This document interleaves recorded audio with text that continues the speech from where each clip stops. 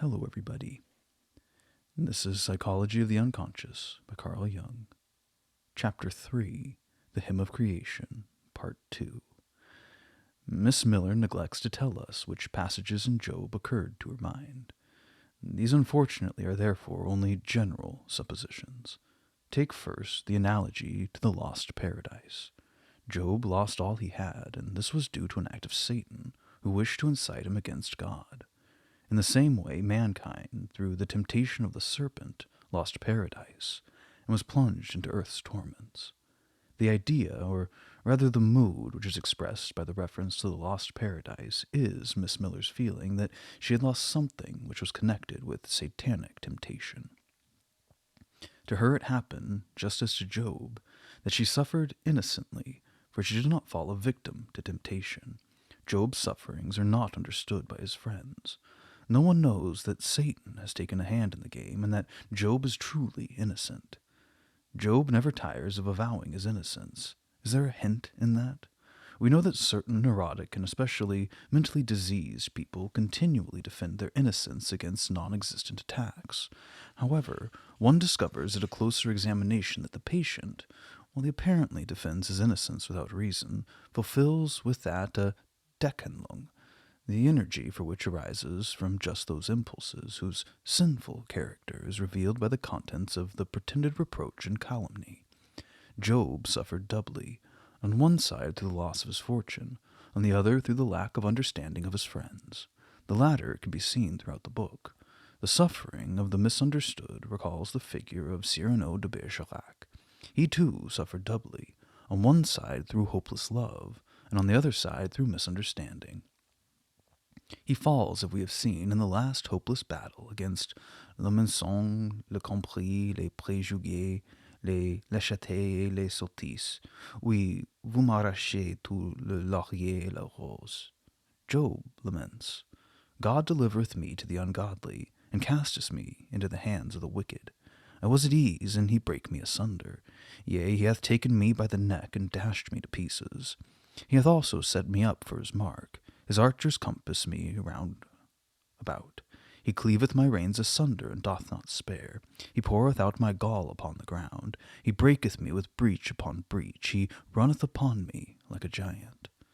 The analogy of feeling lies in the suffering of the hopeless struggle against the more powerful. It is as if this conflict were accompanied from afar by the sounds of creation, which brings up a beautiful and mysterious image belonging to the unconscious, and which has not yet forced its way up to the light of the upper world. We surmise, rather than know, that this battle is really something to do with creation, with the struggles between negations and affirmations. The references to Rostand's Cyrano, through the identification with Christian, to Milton's Paradise Lost, to the sorrows of Job, misunderstood by his friends, betray plainly that in the soul of the poet something was identified with the ideas. She's also suffered like Cyrano and Job, has lost paradise and dreams of creation by means of thought, fruition through the whirlwind of Anaxagoras. We once more submit ourselves to Miss Miller's guidance. I remember that when 15 years old I was once very much stirred up over an article, read aloud to me by my mother, concerning the idea which spontaneously produced its object. I was so excited that I could not sleep all night because of thinking over and over again what it could mean. From the age of 9 to 16, I went every Sunday to a Presbyterian church, in charge of which at that time was a very cultured minister. In one of the earliest memories which I have retained of him, I see myself as a very small girl, sitting in a very large pew, continually endeavoring to keep myself awake and pay attention, without the least being able to understand what he meant when he spoke to us of chaos, cosmos, and the gift of love. There are also rather early memories of the awakening of puberty, which have connected to the idea of the cosmos springing from chaos with the don d'amour. The medium in which these associations occur is the memory of a certain very much honored ecclesiastic who spoke those dark words. From the same period of time comes the remembrance of that excitement about the idea of the creative thought, which from itself produced its object. Here are two ways of creation intimated, the creative thought and the mysterious reference to the don d'amour. At the time when I had not yet understood the nature of psychoanalysis, I had a fortunate opportunity of winning through continual observation a deep insight into the soul of a 15-year-old girl. Then I discovered with astonishment that the contents of the unconscious fantasies are, and how far removed they are from those which a girl of that age shows outwardly. There are wide-reaching fantasies of truly mythical fruitfulness. The girl was, in the split-off fantasy, the race mother of uncounted peoples. If we deduct the poetically spoken fantasy of the girl, elements are left which, at that age, are common to all girls, for the unconscious content is to an infinitely greater degree common to all mankind than the content of the individual consciousness, for it's the condensation of that which is historically the average and ordinary. Miss Miller's problem at this age was the common human problem. How am I to be creative? Nature knows but one answer to that, through the child. But how is the child attained? Here the terrifying problem emerges, which, as our analytic experience shows, is connected with the father, where it cannot be solved, because the original sin of incest weighs heavily for all time upon the human race. The strong and natural love which binds the child to the father turns away in those years during which the humanity of the father would be all too plainly recognized to the higher forms of the father, to the fathers of the church, and to the Father God, visibly represented by them, and in that there lies still less possibility of solving the problem. However, mythology is not lacking in consolations. Has not the Logos become flesh too? Has not the divine Pneuma and even the Logos entered the Virgin's womb and lived among us as the Son of Man? The whirlwind of Anaxagoras was precisely that which from out of itself has become the world. Why do we cherish the image of the Virgin Mother, even to this day? Because it's always comforting and says without speech or noisy sermon to the one seeking comfort, I too have become a mother, through the idea which spontaneously produces its object. I believe that there is foundation enough at hand for a sleepless night if those fantasies peculiar to the age of puberty were to become possessed of this idea. The results would be immeasurable. All that is psychologic has an under and an over meaning, and is expressed in the profound remark of the old mystic: the heaven above, the heaven below, the sky above, the sky below. All things above, all things below, decline and rise. We would show but slight justice, however, to the intellectual originality of our author if we were satisfied to trace back the commotion of that sleepless night absolutely and entirely to the sexual problem in a narrow sense. That would be but one half, and truly to make use of the mystic's expression, only the under half. The other half is the intellectual sublimation, which strives to make true in its own way the ambiguous expression of the idea which produces its object spontaneously. Ideal creation in place of the real. In such an intellectual accomplishment of an evidently very capable personality, the prospect of a spiritual fruitfulness is something which is worthy of the highest aspiration, since for many it will become a necessity of life.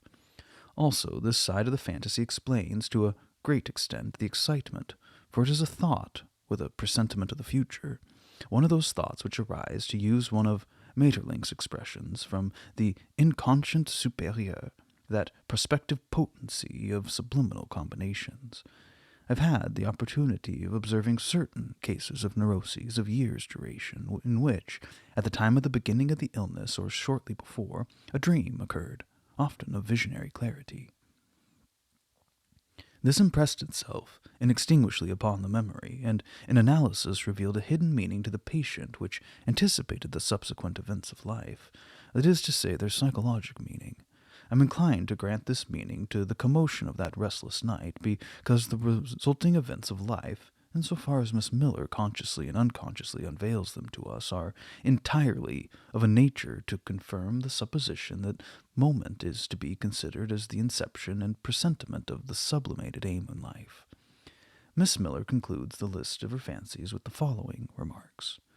The dream seemed to me to come from a mixture of the representation of Paradise Lost, Job, and creation, with ideas such as thought which spontaneously produces its object, the gift of love, chaos, and cosmos. In the same way as colored splinters of glass are combined in a kaleidoscope, in her mind fragments of philosophy, aesthetics, and religion would seem to be combined. Under the stimulating influence of the journey, and countries hurriedly seen, combined with the great silence and the indescribable charm of the sea, ce ne fut que cela et rien de plus, only this and nothing more. With these words, Miss Miller shows us out, politely and energetically. Her parting words and her negation, confirmed over again in English, leave behind a curiosity, viz. What position is to be negated by these words? Ce ne fut que cela et rien de plus, that is to say, really, only, le charme impalpable de la mer, and the young man who sang melodiously during the night watch is long since forgotten, and no one is to know, least of all the dreamer, that he was a morning star, who came before the creation of a new day. One should take care lest he satisfy himself and the reader with a sentence such as ce ne fut que cela. Otherwise, it might immediately happen that one would become disturbed again. This occurs to Miss Miller, too, since she allowed an English quotation to follow, only this and nothing more, without giving the source, it's true. The quotation comes from an unusually effective poem, The Raven by Poe. The line referred to occurs in the following. While I nodded, nearly napping, suddenly there came a tapping, as of someone gently rapping at my chamber door. 'Tis some visitor, I muttered, tapping at my chamber door. Only this, and nothing more. The spectral raven knocks nightly at his door, and reminds the poet of his irrevocably lost Lenore. The raven's name is Nevermore, and as a refrain to every verse he croaks his horrible Nevermore.